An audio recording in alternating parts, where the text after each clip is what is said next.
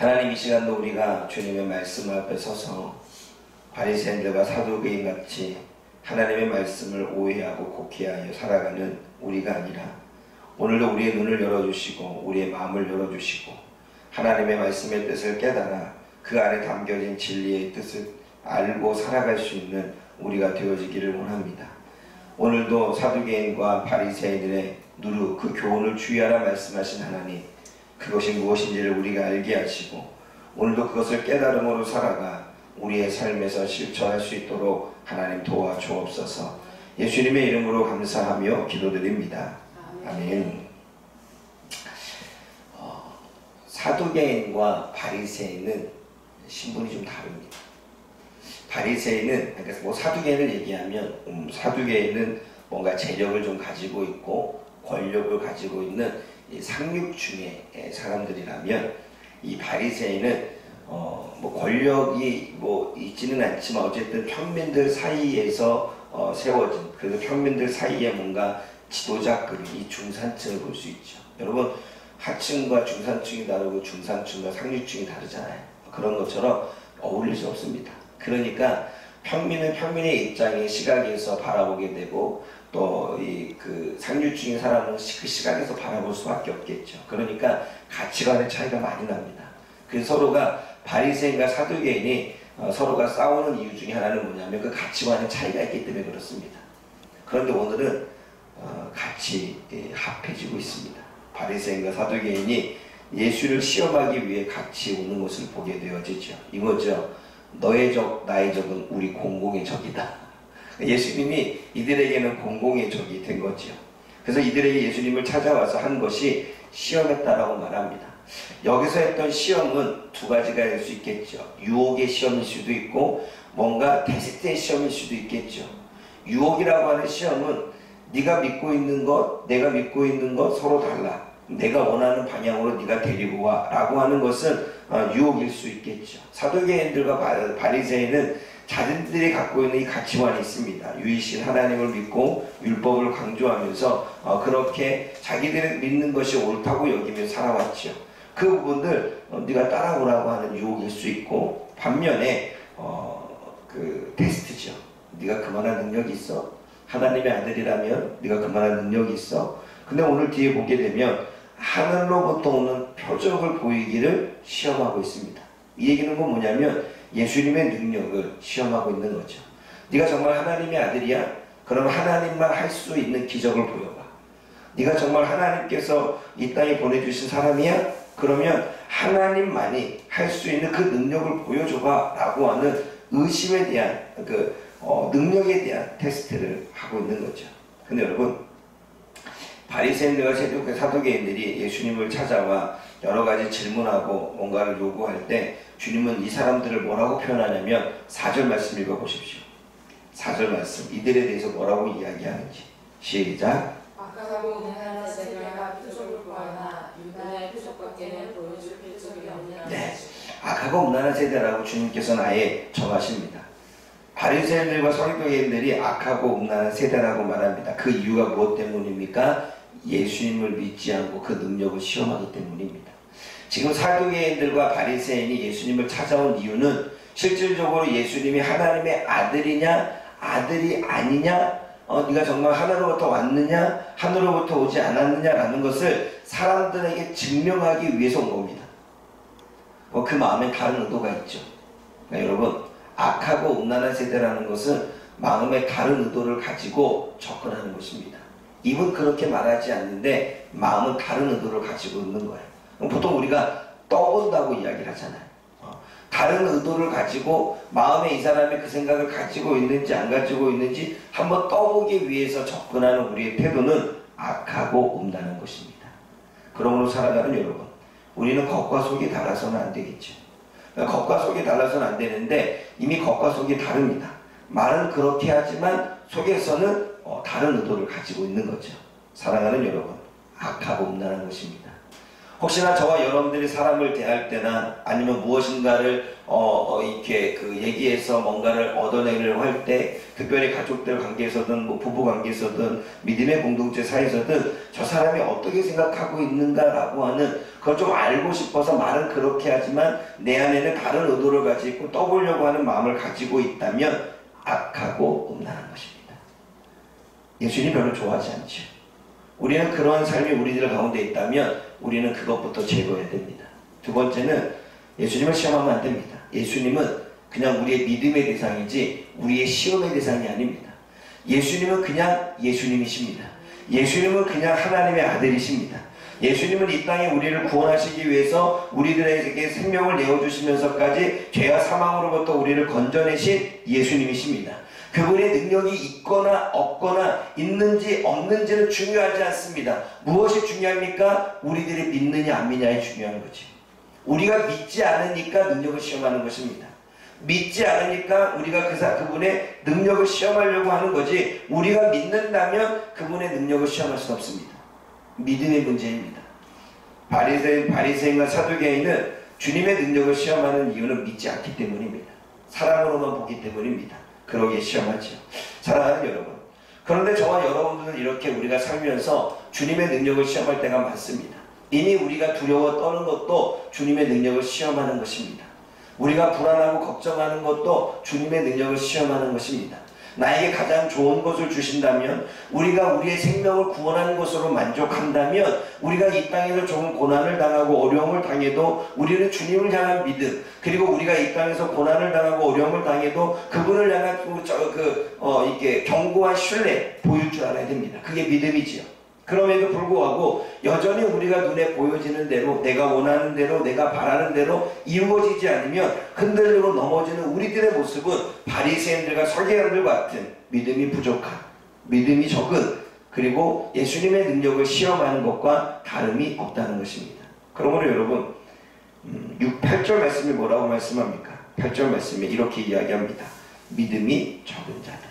그건 제자들에게 하는 이야기입니다. 제자들이 하는 이야기가 왜 그러냐면 5절 6절을 한번 읽어봐야 됩니다. 5절 6절 읽어봅니다. 시작. 제자들이 건너로 갈 때 떡 가져가기를 했더니 예수께서 이르시되 삼가 바리새인과 사두개인들을 두고 주의하라. 네, 떡 가져가기를, 왜냐면 이제 이동하니까 이제 먹어야 되잖아요. 금강산도 19년입니다.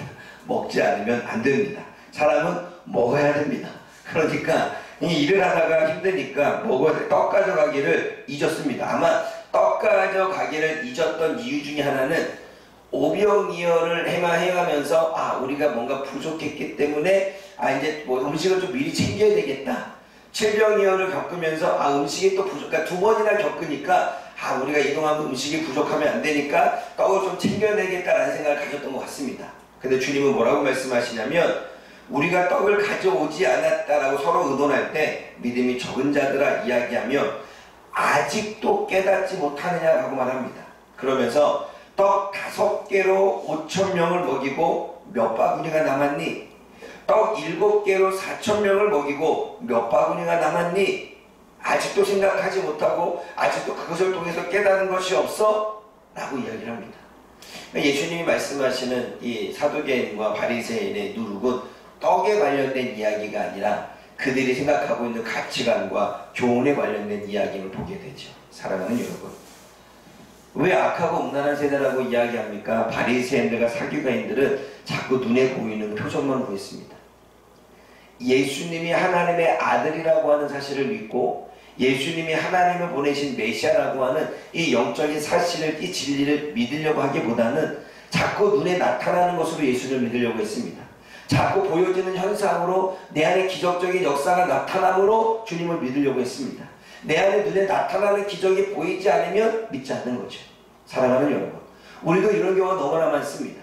우리가 주님이 보이지 않으니까, 주님이 일하심을 느낄 수 없으니까 우리의 영적인 감각이 무뎌져서 하나님이 우리 주변에 어떻게 일하는지 우리가 찾을 수 없으니까 우리는 자꾸 눈으로 보여지는 현생에 기댑니다. 지금 당장 나의 기도의 기도 제목이 응답되어야 되고, 지금 당장 내가 바라고 원하는 것들이 이루어져야 되고, 몇십 년 동안 기도했던 사실들이 내 눈앞에 보여졌을 때 비로소 하나님이 살아계시고 하나님의 역사하심을 깨닫게 되어지는 거죠. 제가 얼마 전에 한 사람과 하면서 이제 더 이상 하나님을 못 믿겠다는 거예요. 하나님 못 믿겠고 하나님이 이제는 없는 것 같대요. 왜 그러냐 그랬더니 기도해도 소용이 없대요. 기도한 대로 하나님이 안 이루어졌대요. 그때 저한테는 의문이 들었습니다. 어떻게 기도했지? 무엇을 위해 기도했지? 하나님은 분명히 정욕대로 구하는 기도는 하나님 받지 않겠다 그러셨습니다.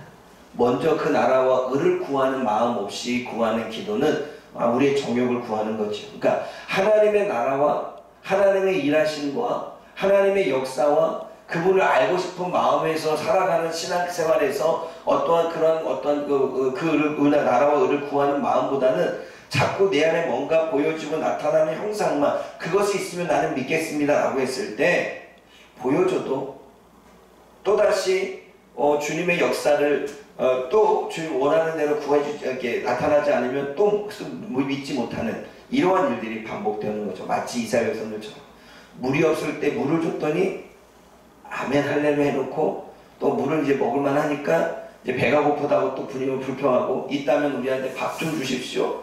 우리들의 모습이죠. 그러니까 보여지는 현상으로는 우리가 주님을 믿을 수 없습니다. 바리새인들과 사두개인들이 표적을 구하지만 그 표적을 아무리 그가 원하는 대로 기적을 나타내 보여주고 병든 자를 고쳐주고 죽은 자를 살려주는 일들을 보여줘도 그들은 그러한 소문을 들었고 직접 보기도 했지만 지금도 믿지 못하고 있습니다.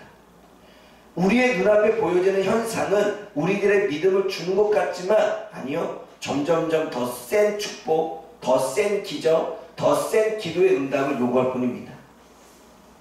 그래서 주님이 뭐라고 말합니까? 4절 말씀에 너희들이 보여주는 표적을 구하나 요나의 표적밖에 보여줄 게 없다고 말합니다. 요나의 표적은 뭐예요?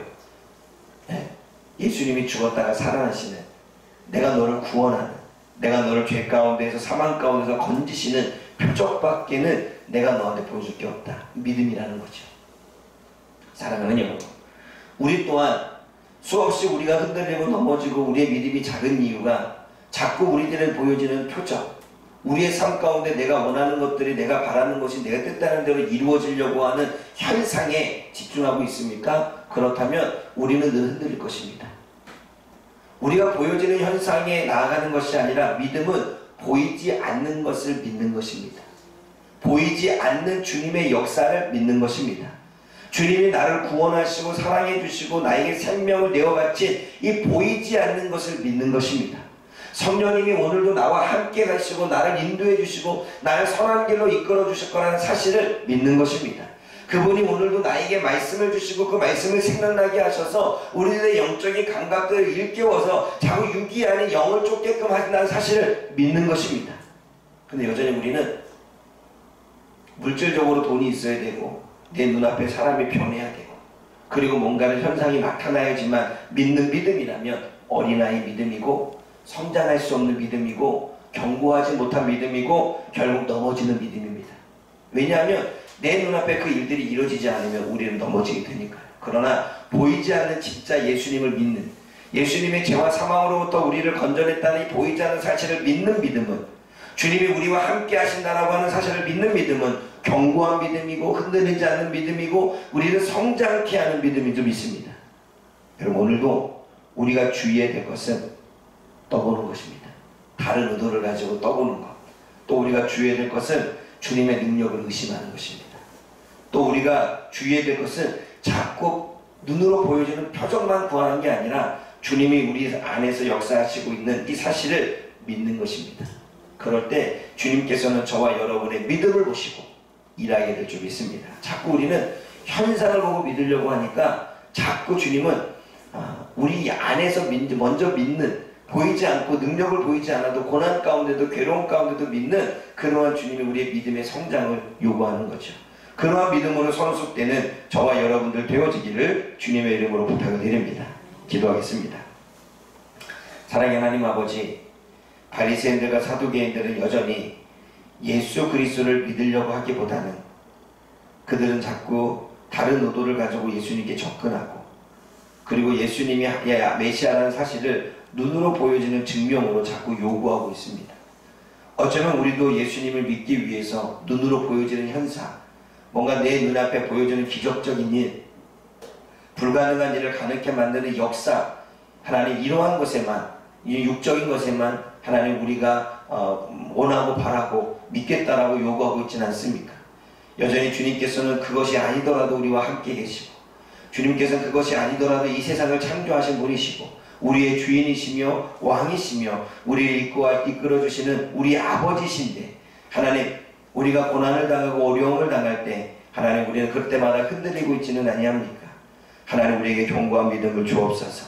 보여지는 현상이 나타나지 않아도, 때로는 우리의 기도가 응답되지 않아도, 내가 원하는 대로 내가 바라는 대로 내 인생이 이끌어가지 않아도 나와 함께 하시고 나를 이끌어가시는 주님을 믿는 믿음이 우리 안에 있게 하여 주옵소서. 그 흔들리지 않고 견고한 믿음이 오늘도 나의 삶을 이끌어가게 하시고 오늘 나를 성장케 하시며 오늘도 그러한 믿음으로 우리의 영적인 감각이 되살아날 수 있는 은혜가 있게 하여 주옵소서. 예수님의 이름으로 감사하며 기도드립니다. 아멘.